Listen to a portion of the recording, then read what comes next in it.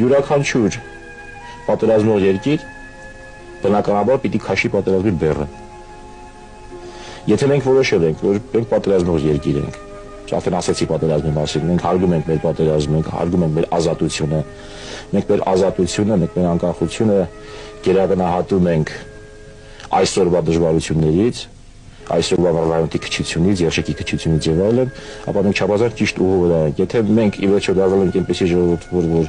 իր սոցիալական կենցաղային դժվարությունները գերագնահատելու է իր անկախությունից եւ ազատությունից, ուրեմն մենք այդպեսի ժողովուրդ ենք։ Արևելը ժողովրդի ոչին է ոգով եւ ավելի վատ սոցիալական պայմաններով կարող է հերոսություններ անել պատմական կտրվածքով, առանց ոչի անհալած սոցիալական պայմաններում կարելի է դառնալ անդեմ, անգույն